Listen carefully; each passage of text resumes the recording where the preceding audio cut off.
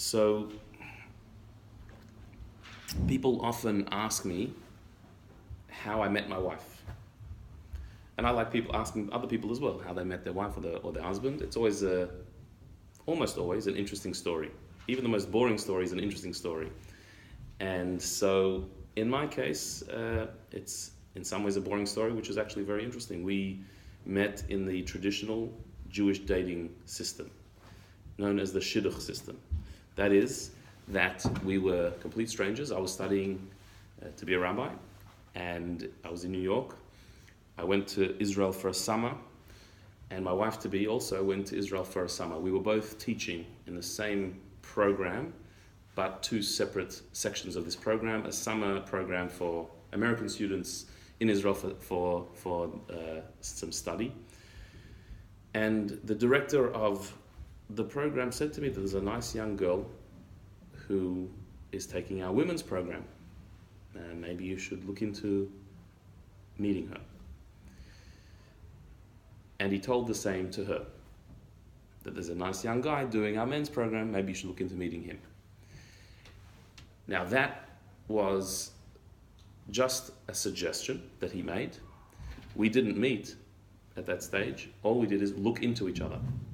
We found out about each other, and we did not date for several months until we both agreed that we want to meet. And during those months, it was a time of research. This was before the time of Google and Facebook, and to research a person, you had to speak to people to find out some background, to get references. And that's what we did. We each found out about each other, and we both knew by the time that we met that we had shared values. We believed in the same thing. We wanted the same thing out of life. We both wanted to work in community. We both wanted to start family, a Hasidic family, and we were both on the same page spiritually. We knew that before we had laid eyes on each other.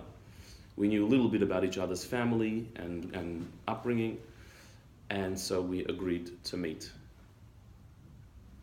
Only when we met did we actually speak for the first time to each other directly, and that was in a setting that was a neutral setting. We went to a place, a public setting like a hotel lobby. I bought her a drink, I think it was orange juice, and we sat and spoke. And the first date was 3.5 hours of talking, speaking, discussing, getting to know each other, breaking the ice. And then we went, I dropped her home, and that was it for the first date. We referred back to what was called the shadchan, the matchmaker, to say, are we interested in another date? We didn't discuss it amongst each other.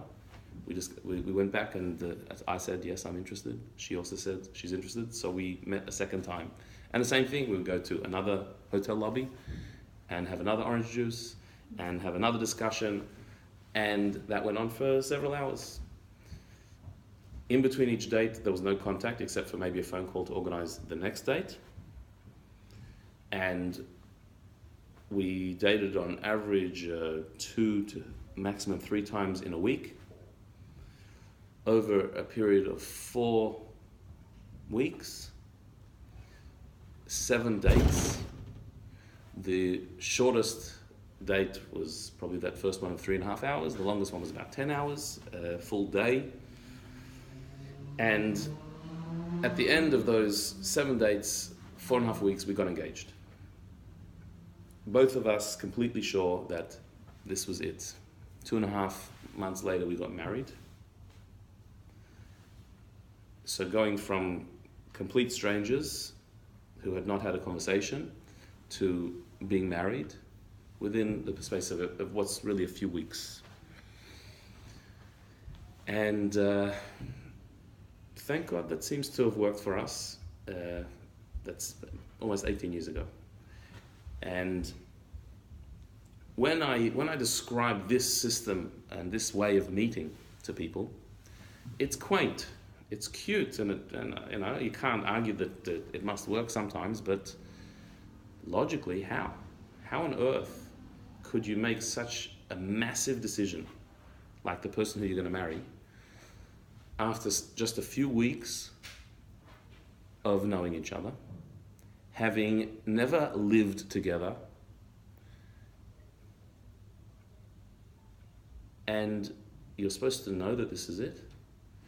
I mean, I know many people who have lived with each other for years and then decided it wasn't it. And here we sat across a table in a hotel lobby over a cup of orange juice for hours, if you add it up. Then we went off our separate ways, and we should know. We should know that this is right. Surely you would not make such a massive life decision so quickly. Even smaller life decisions we don't make so quickly. Even to buy a car, you wouldn't buy a car having seen it from a distance. You would test drive it. You have to get inside and actually see how does this car drive? How does it feel to be actually in it and a part of it? You can't just do it from a distance. A house you wouldn't buy just because you saw pictures on the internet. You would have to walk through it and get the feel of what it's like. So surely a marriage is no smaller big deal than buying a car or a house. And you need to test it. You need to first test drive the marriage by living together for 6 months, maybe, if not a year, maybe let's say 2 years. And then to make sure that in every possible situation, in every scenario, in every mood, in every season, you work yourselves out. Whereas here, seemingly in a very superficial discussion, not sharing the ups and downs of life at all, but just discussing with each other, and we're supposed to say that we've got to know each other, and we can make that decision that this is it, this is the one. It seems like a bizarre proposition, to say the least. And so maybe one could suggest that it would work for some people who are a bit more simple, uncomplicated. Maybe there are some very innocent, untouched type of people who it doesn't really matter who they marry. You know, they can meet and get on, and that's enough. But for the rest of us who are more complicated, more advanced in our personalities, it just is ridiculous. It doesn't make sense at all. You know, they used to have arranged marriages, and they seem to work on some level because maybe people expected less, and some cultures still do it. So maybe doing it this way works for a certain milieu, for a certain time, for a certain place, but for we sophisticated modern people, it actually seems completely ridiculous to do it that way. And what makes more sense is to do it the way the world does it, and that is live together for a while, and then after that you can make a rational, informed decision, is this the one for me? On the other hand, when we actually look at the state of dating and marriage today, and we look at its success rates, I'm not convinced that the system that's out there in the world, the common system, is all that successful. And not that any one person can be an example of the success or the failure of a dating system, but you get the feeling in the world that relationships are not necessarily going so great, and people don't seem any wiser in entering relationships based on the fact that they have lived together for many years. And so if a system is not necessarily working, and then there's another system that does seem to have some merit to it, because if you just look statistically, those who have gone through the traditional system have a far higher rate of success in marriage. So then there's reason to pause and think, why is that? Why would this system that makes much more sense not be producing the results that you'd expect? Whereas this other system that seems archaic, idyllic, and a bit naive, it seems to have some merit to it. Now again, not to say one system is perfect, the other system is completely terrible. Not to say every marriage this way fails and every marriage this way works. But by and large, looking at it, it seems that one way has more to argue for than the other. Now, of course, some will say that people who are in that sort of religious type of community, that date in that religious way, there's a stigma about divorce, there's a pressure to stay married, they would stay in a marriage even if it's no good. So it doesn't mean their marriages are better, it just means that marriage is more of a pressure in that community. Whereas in the general community today, there is no such stigma, there's no issue.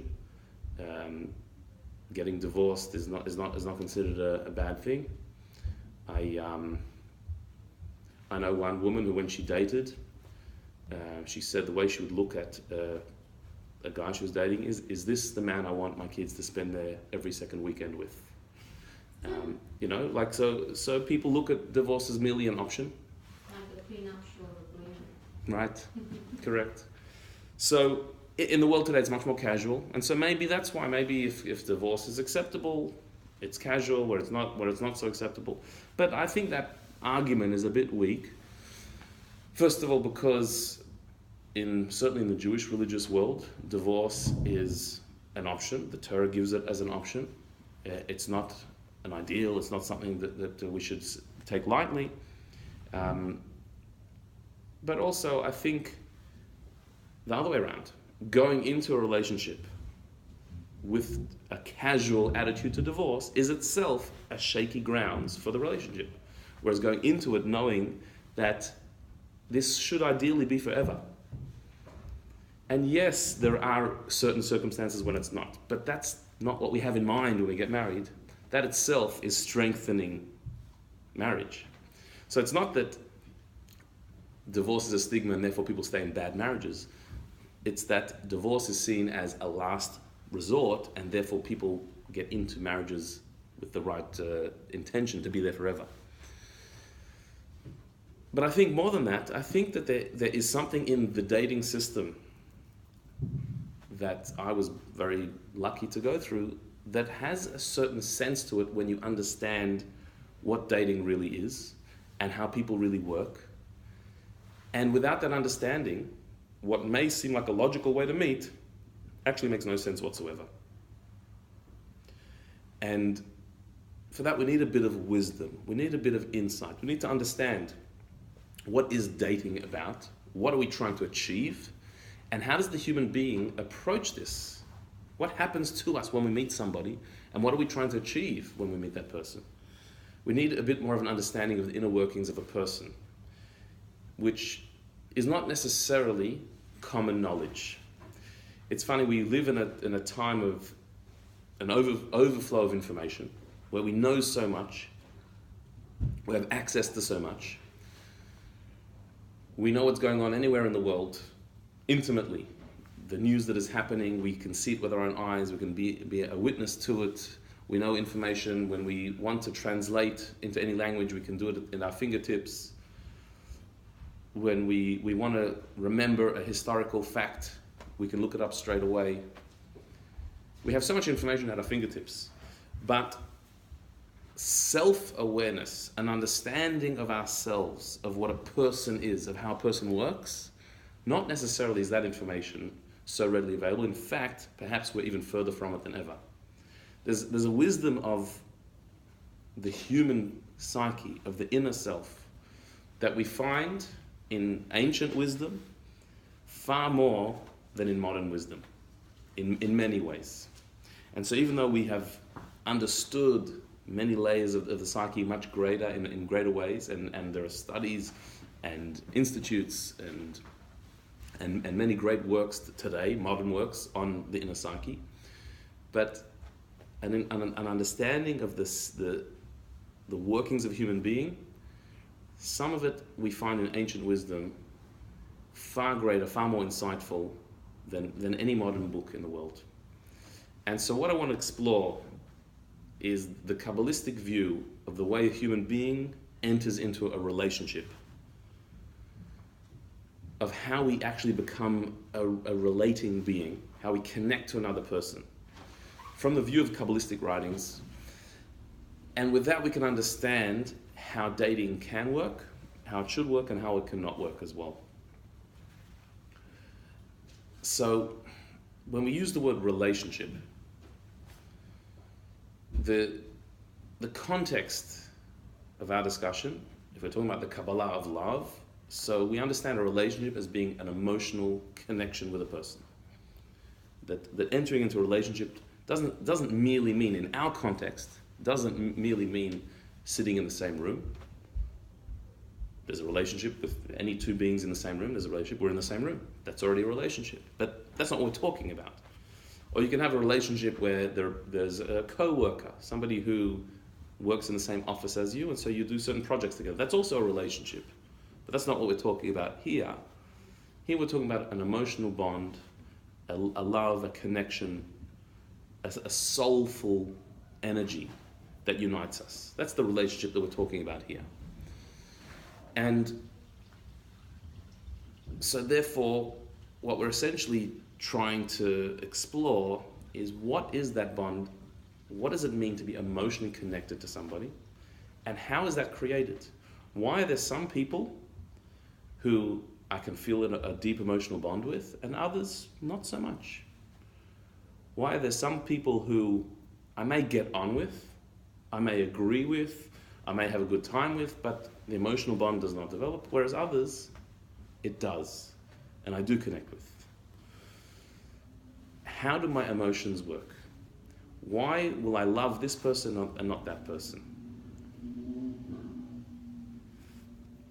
So for this, we need to understand what an emotion is. In Kabbalistic writings, emotion is headquartered in the heart. That the heart is the seat of emotion. The brain is the seat of intellect. Now, without going into the science of that, but to appreciate the imagery of it, that emotion and intellect, the heart and the mind, are two different islands within the person. Our mind is our awareness, our consciousness, our attitude, our perspective, the way we view the world, the way we understand the world, the way we assimilate information. This is our mind. Our heart, our emotion, is the way we connect to the world, is our bonds, the things that draw us, the things that we're stuck to, that have become a part of our identity. Mind and heart are described in Kabbalistic writings as being two opposite energies.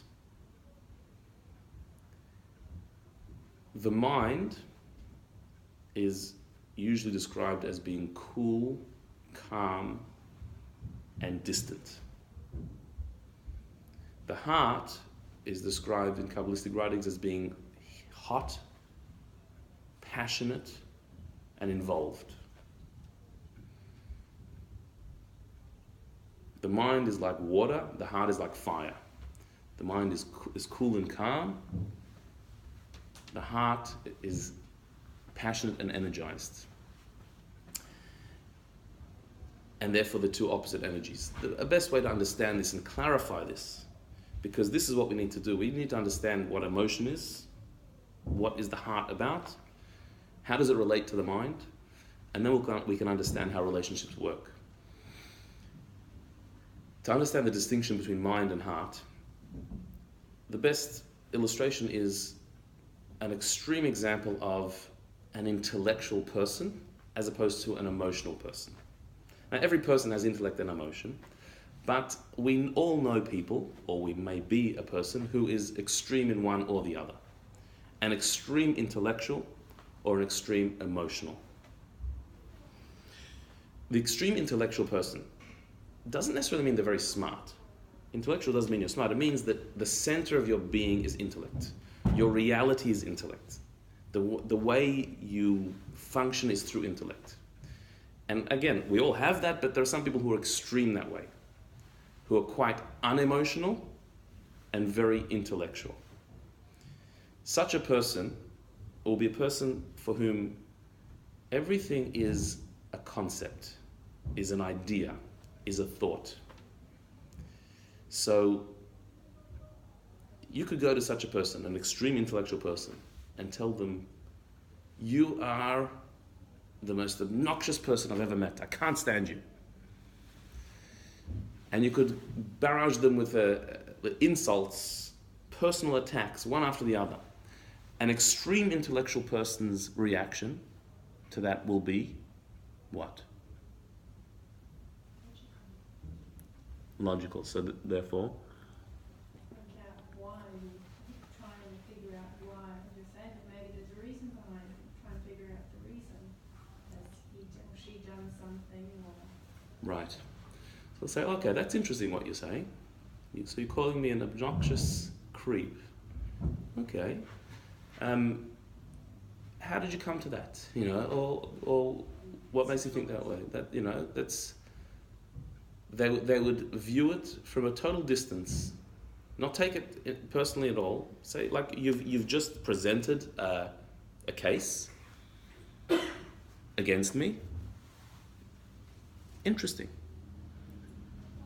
And they may say, I disagree, you know, or they may say, like, yeah, you're right. But it's an idea you've presented. It's a theory you've presented.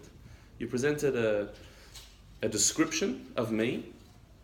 A purely intellectual person will say, interesting, or not interesting, but not take it at all personally. There's a certain coldness to intellect, where even when you attack them, like, it's just interesting. No, there's no reaction. Again, I'm talking about an extreme intellect, but for an extreme intellect, everything's that way. And so every person that's in their life is another specimen, is another interesting case. Every event that they go through is another thing they observe. And every relationship they have is really another piece of information in their mind, is another fact in their life. As you can imagine, an extremely intellectual person would actually be very hard to have any relationship with, true relationship, because the nature of intellect is to be removed, to be completely objective, to observe reality from a distance, to see things for what they are without getting involved, without getting dragged in. And so an extreme intellectual person is actually quite a paralyzed person. You can't reach them because everything's just an interesting fact. Now that's, of course, an exaggerated case. Most people may tend towards intellectual, will still have some emotion. If I really insult them, they're going to react. And if I really showed deep love for them, they're also going to react. Like, most people have some emotion to them. Although some people are quite deadened in their emotion. Their intellect is maintained, they're aware, but it never hits home. That's an extreme intellectual. Would there be any advantage to being so intellectual? If you're a judge? Mm-hmm.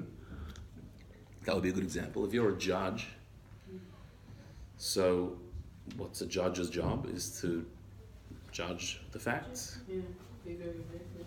Being objective. You can't start feeling sorry for one side in a case, because, well, if they're guilty, maybe I feel sorry for them, but they're guilty. That's the law. The law is the law.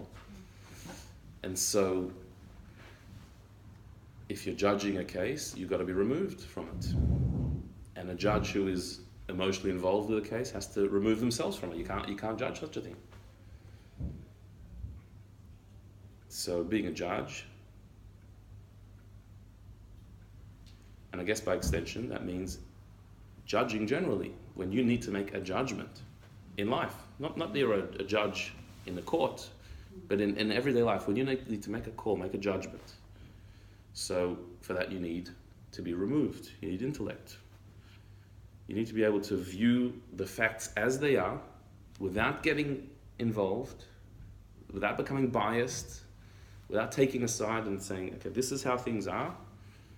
What's the right thing to do? So if you're in a situation where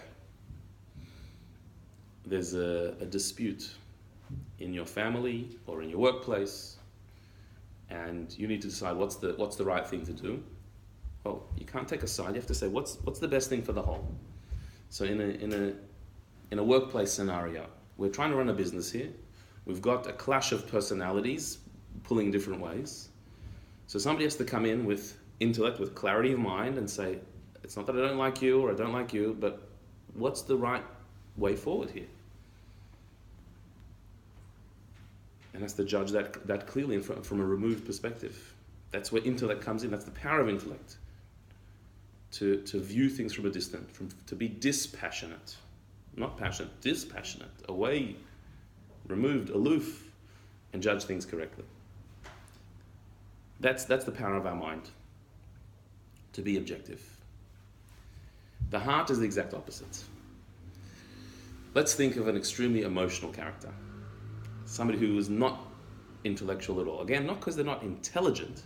They may be very intelligent, but intellect is not the center of their being, of their personality. Emotion is their self.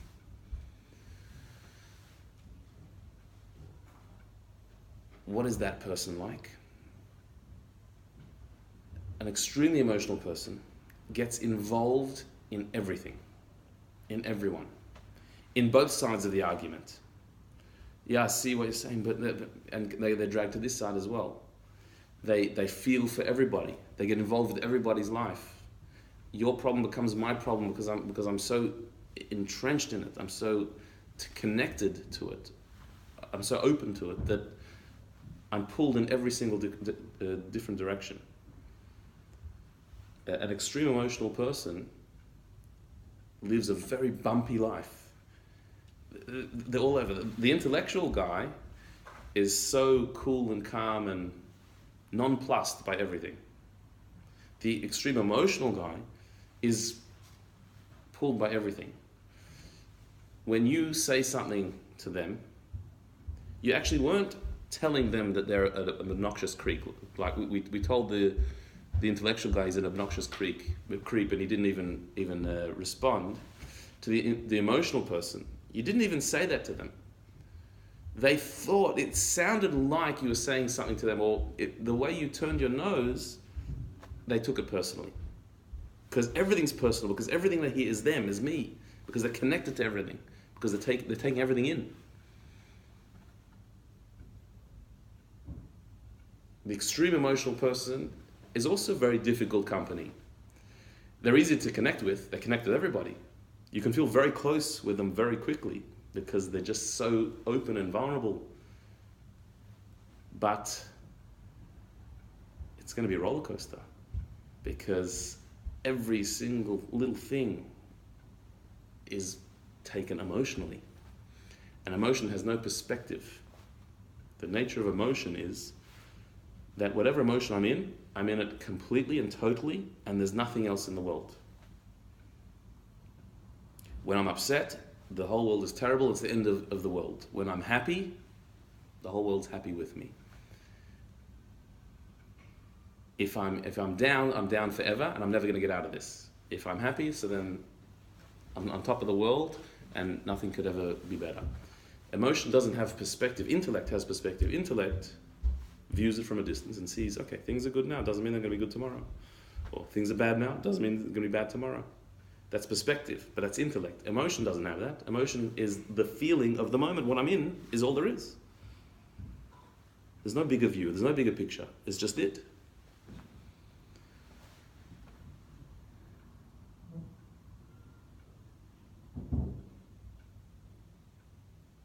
So And again, not that anyone is really totally emotional. Every person has some intellect and some ability to pull back and some ability to remove themselves. But somebody who tends more to the emotional side is going to be somebody who gets very involved very quickly with anything, with anyone.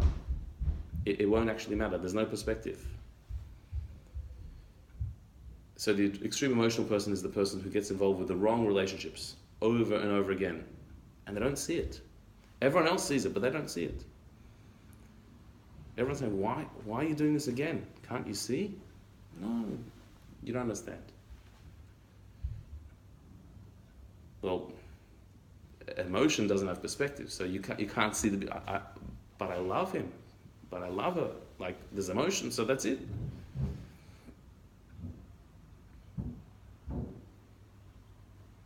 So the truth is that we all are these people, both of them. We all have emotion, we all have intellect. Some of us are stronger and tend towards the intellectual side, but we also have emotion.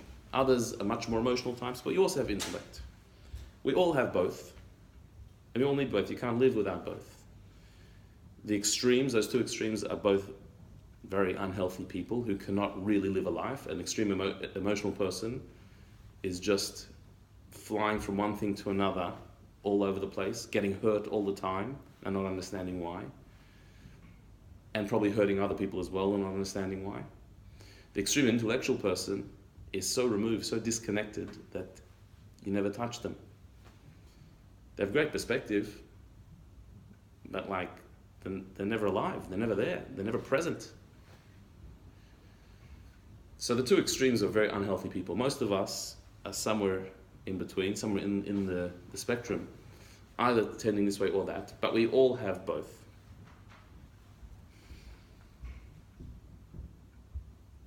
Now, as we mentioned earlier, love is an emotion. An intimate, loving relationship is an emotional bond. So emotion is definitely the center of what a relationship is. The question is, how do we get there? How do we get to an emotional bond in a healthy way? How do we end up with the right person? How do we connect emotionally with somebody who is fitting for us, who is good for us, and we are good for them?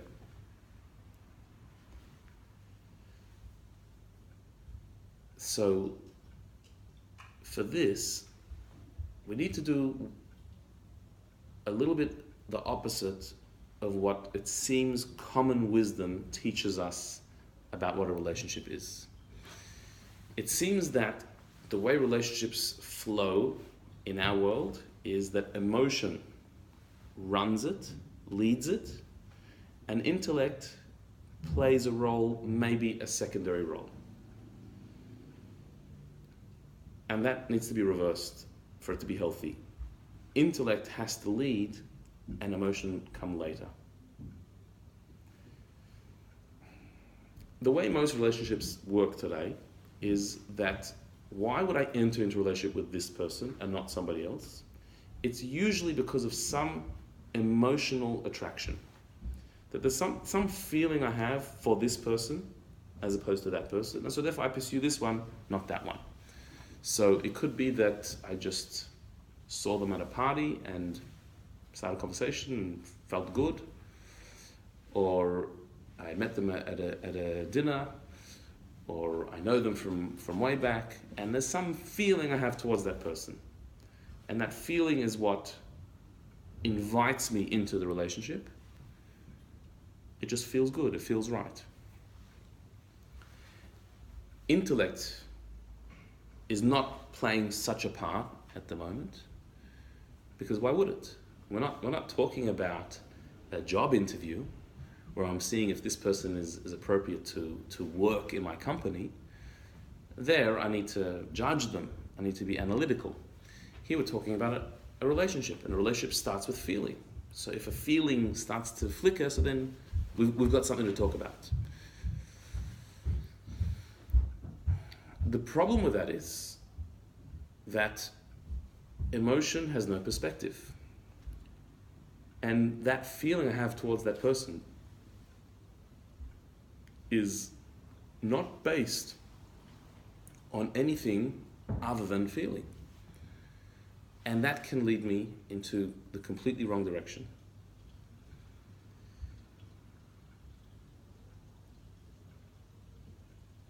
I remember speaking to a couple who had lived together for 6 years and finally got married, and the marriage didn't last even 6 months. Very, very sad that it happened that way. And I remember discussing with one of them what had happened. You don't understand what went wrong. And what she described was a relationship that sounded like it just didn't begin in the first place. That she said that we just didn't have the same values. I wanted to start a family. I wanted to have children. I wanted to settle down. And he really didn't. And I would have got married long ago, but he just wasn't into marriage, didn't believe in it. And eventually, he did it for me, but he didn't believe in the institution of marriage, and he didn't really want to have all these responsibilities, and it just fell apart. And I felt terrible for this woman who had just spent 6.5 years of her life in a relationship where the issue that broke it up was there from the beginning. It was always there. It wasn't new. It didn't arise. It's not like after 6.5 years this was discovered. It was there from all along. So why couldn't they have avoided that terribly heartbreaking breakup when the issue was there all along? But of course, the answer to that is that when did they have the discussion about values? When did they get to know each other's values, what's important to them? When did they talk about marriage? When did they talk about having children? So imagine this. This couple met at a party, struck up a conversation, there was a bit of a spark there, and he says to her, I'd like to buy you a drink. And she says, sure, just before you do, are you interested in marriage? And are you looking to have children? And he's like, I'm just buying a drink, or not, I'm not. That wouldn't come up then. You wouldn't have that conversation. When would you have such a conversation in a relationship? Maybe after 6 months. 6 months of getting to know each other, then you can start talking about stuff like marriage and kids, and anything earlier than that, that's getting too heavy. That's like getting too pushy to talk about such a thing. But hang on a minute. Why would you enter into a relationship if you're looking to settle down? If that's what you're looking for, if you're looking for something long-term, committed, if that's what you're looking for, so to not talk about that until you're already emotionally involved, you're entangled with each other, you have deep feelings for each other, and now you're going to bring it up. Well, what do you ask? What's going to happen then? Well, we know what happened. What happened with her when she discovered that he wasn't into marriage? She didn't walk away because she's in love. So she tried to convert him over to being the marriage type, to convince him that he should do it, and it is good. And that took years, and they eventually agreed, but that wasn't really his value. But she's entangled with him. She's emotionally bound up with him. And so it took 6 years and getting married to realize that he never wanted this, he didn't want it from the first place, and he really meant it. And so that was the end of that. The problem here is that emotion led and intellect came later. The feelings were the established part of the relationship. The facts came later. knowing each other, knowing what each other are about, that came afterwards. And when emotion leads and intellect follows, intellect actually doesn't really work. Intellect that comes after emotion is no longer intellect. Because the whole definition of intellect is being removed, being objective, being dispassionate. You cannot be intellectually honest and intellectually clear about a person for whom you have deep feelings. It's not possible. We are clouded in our judgment of somebody who we love. This is not just a concept, this is actually a physiological reality in our body. That when we feel feelings of love, the feeling of love sends certain messages to our brain to make things rosy. And we overlook the flaws of a person that we love. We forgive them for things that otherwise we would be very strict about. We become lenient. We overlook when we're in love. Our judgment is clouded because judgment is being removed. Love is being involved. If you're already involved and then you start trying to judge, that judgment is not real judgment. It's called justification, not judgment. When I love somebody, so I hear something about them that's not good, I either reject that information completely, deny its existence, or I massage the information that it's not really that, it's a misunderstanding, it's really this. I explain it away. I will come up with some way of looking at it that's okay, because I'm already involved, I'm in.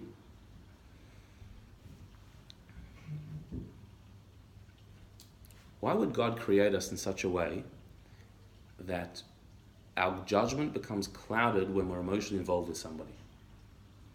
Why would that be an element of human nature? This is how we are. That when you love, you can't see clearly.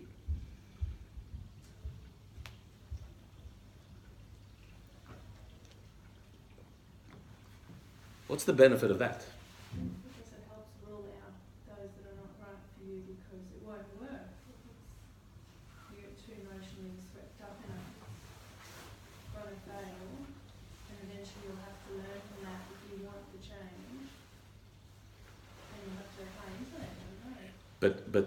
But that is the exact problem. When will you see that? If your judgment is clouded, so I love a person, so now I can't see them objectively anymore. Maybe it makes you more accepting if you're in a married relationship and seem more likely to compromise and have more harmonious relationships with the vulnerable people like children. The intellect doesn't connect, like you're saying, it's cool. That what? The intellect it's not going to connect you to someone, it's the emotions that connect you to someone, so you need that connection. Everyone's not imperfect, and to be able to be connected to someone, you need that love that sees past those imperfections that the intellect will identify, so that you can be connected, so that you can be compassionate, so that you can give. Right. So once you're in the right relationship, don't know how to get there yet, but once you're in the right relationship, then this cloudiness is fantastic. If you're loving the right person, to be able to overlook their flaws, well, that's essential, because they have flaws. The right person for you has flaws, big ones, like you do, and like I do, and like everyone does. So the ability to massage those flaws, to overlook it, we're going to need that, because we can't. If we pick every single problem and every issue and every mistake and every failing of a person, we can do that for the rest of our lives. Some people do it. That's the basis of some relationships. I'm here to tell you why you're wrong, and that's miserable. The ability to overlook that is fantastic, is wonderful. When you're in the right relationship, when you're there already. It is tragic when you're entering into a relationship, when you need your eyes to be wide open, when you need to be looking out. What are the issues here? What are the pitfalls? What are the challenges of this relationship? That's when you need to see it, when you're entering into it. To be clouded then, That's a tragedy, because then you end up in a relationship with somebody who is on a totally different page to you, and you never saw it. Why was it obvious to everybody else? We can all think of people we know, sometimes it is again ourselves, that enter into the wrong relationship over and over again. And everyone else tells you, you're crazy, and you don't see it. Why? Why can you not see it? Because you're emotionally involved. When you're emotionally involved with somebody, you really don't see it. You get these rosy-colored glasses and everything's great. The person on the outside who's not emotionally involved, they can see it a mile away and say, but how can you not see it? Because love conquers all. It overrides, it clouds, it smudges the picture. So that is fantastic once you're in the relationship. That's terrible when you're searching for the relationship. In the search, you need your eyes wide open, and the emotion has to be held back.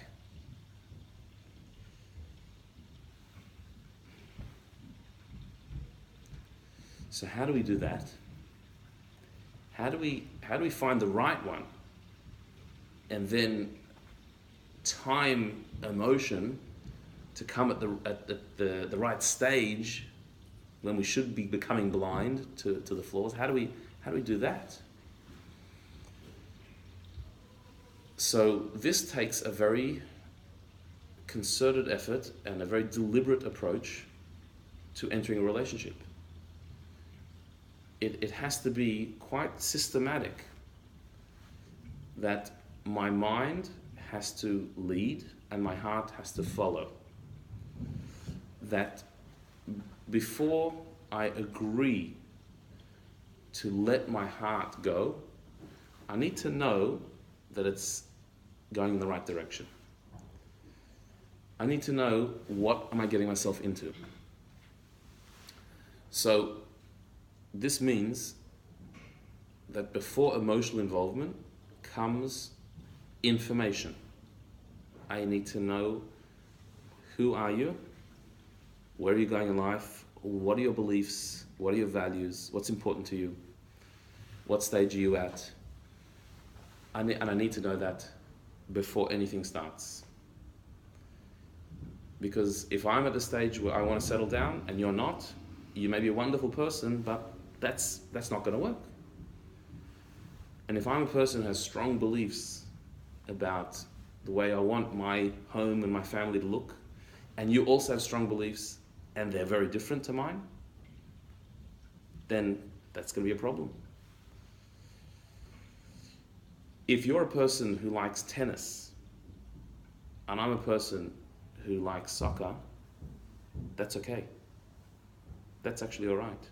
If you like jazz and I like classical music, that's also all right. If you like the window open and I like the window closed, it's tricky.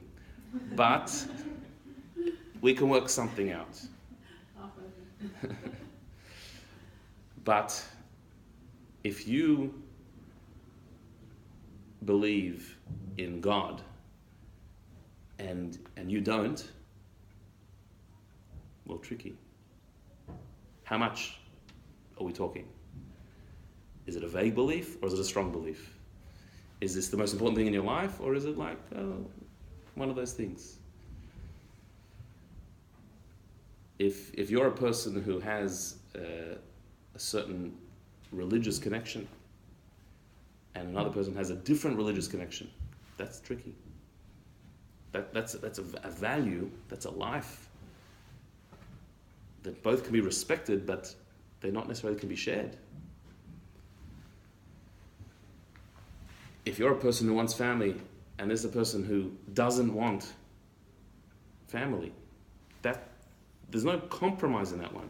You can't sort of have family or sort of have kids or part-time. You know, that's an absolute value that can't fit. So these are the things that need to be known from the beginning. I can't get into it if our values are going in different directions, if we're at different places in life that are not coinciding. That has to be known before. This is information. And then if I hear about a person who is a lovely, wonderful person, but who has a very different value system to me, so then for me to say, well, that's not for me, there's no harm done. I'm not emotionally involved. I'm not hurting them or myself. It's just, let's not start something that is going to cause problems later.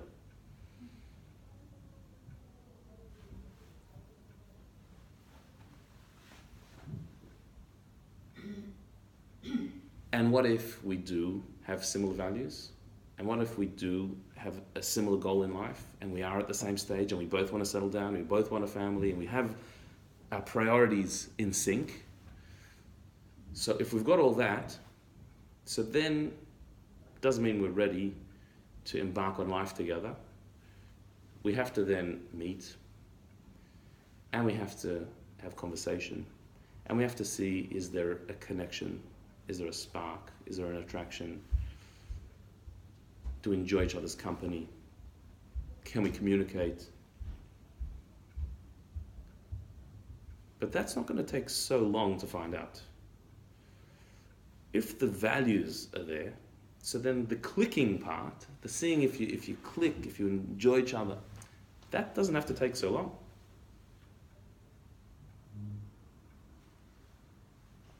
Not that you're going to see it instantaneously necessarily, but two people who have a shared vision of life, the basis is already there, the structure is already there of a relationship. So then to see if the personalities, if there's chemistry, that won't take too long.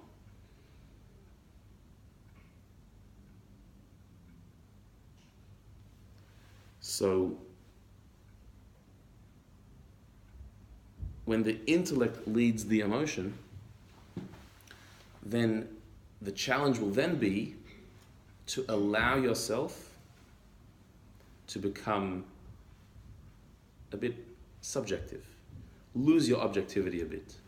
When you've started with intellectual view, that's a great foundation. Now you have to trust that, trust the information, that you've got the same values, and now let the emotions go and open yourself up. But gradually, not too quickly. The head over heels thing, love at first sight thing, it's beautiful, but that's a bit risky. It's got to be that it makes sense. And so even if you do feel head over heels, good, so take a pause. Take a step back and analyze, does it still make sense? And if it does, let it continue.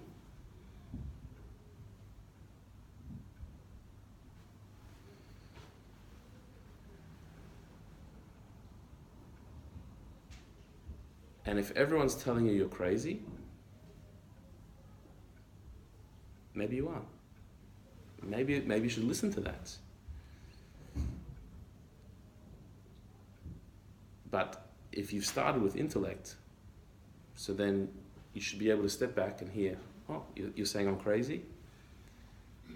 That's an interesting perspective. Let me think about that. When people tell you you're crazy and you can't listen to them, well, that's emotion talking. If you can hear what they're saying, and let's hear. Sometimes people say you're crazy, but they're crazy. That could be. But if everyone's saying it, maybe not. You need to be able to step back and say, has my emotion run away with me? Have I got entangled in something and not realizing what I'm doing? Am I overlooking stuff or not? That's where you have to be gradual and step by step. But if you're able to do that, if you're able to switch from an emotional bond to move out and look at it intellectually, rationally, dispassionately, and it still makes sense, that's a very good foundation. And sometimes you can't do it yourself. You need somebody on the outside to speak to somebody who is not emotionally involved in this relationship. Which means probably not your mother and not their mother either. But somebody who has wisdom, has experience, and knows you a little bit they can see, am I myself? Am I doing the right thing? To bounce off somebody on the outside you can always come back to the intellectual place as you've lost it, as you've started to become emotionally involved. Because our goal is the emotion, is the love. But we want that love to be placed in the right place.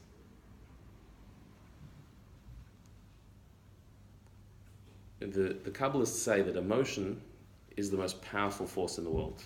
Much more powerful than intellect. But intellect's power is that it can aim emotion. Emotion is who we really are. Emotion is how we connect, is our personality, is our character. Our intellect, its job is to aim our emotion in the right direction. And so if we enter into a relationship, first intellectual, the intellect is aiming and saying, this would be an appropriate target for your love. This person has the ingredients, has the wherewithal, has what it takes to be someone that you can love and be loved by. The intellect can just point you that way. The emotion then has to flow. And the emotion is the real power, is the real connection in the relationship. The intellect just has to point it in the right direction. So, I believe this is the foundation of the traditional Jewish dating system, where intellect comes first, find out what you're getting into, make a rational decision, does this make sense on paper? And then, by meeting, see where the emotion comes. Will it flow or not? As opposed to the general way of dating where emotion is a feeling which gets me involved, and then I have to backtrack and find out the information after I'm already clouded in my judgment. I don't think that the world is ready for traditional Hasidic dating necessarily, but I think everybody can introduce the principles of it into all of their dating and loving relationships. That the principles of the mind directing the heart is something that we can apply across the board, not just in our dating, but in all of our decisions in life, where the intellect can take us a certain way, and from there emotion has to take over. Emotion is who we are, but intellect has the power to direct us to be all we can be.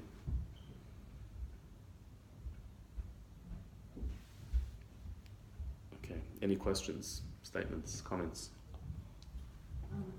Comment. Sure. You said earlier about people who, if you had maybe too easy access to divorce or it's an easy backup. What was interesting is years ago I was working with a family law barrister, and he said that 100% of couples who he drafted prenuptial agreements divorced. And I thought that's interesting. So, Wow. It sort of backs up what you were saying before. Mm-hmm. Look, it's a big debate about prenuptial, Mm. and there's a place for it, but it could be the people who ask for it and seek it, like There might be something. this. wrong with that. Yeah, Yeah. that is interesting. And also you say, talking about the intellectual and emotional, I've sort of played shadchan a few times and introduced people, and that was a feeling that they get on. There's maybe there's a bit of intellect behind it. And 3 of those couples are in still. Fantastic. So, That's- that's interesting. Like, must be a combination of Well, intellect and the shadchan, the feelings of the shadchan are still quite removed. In other words, you're looking at this couple. Yeah, I just think, I'm sure they get on.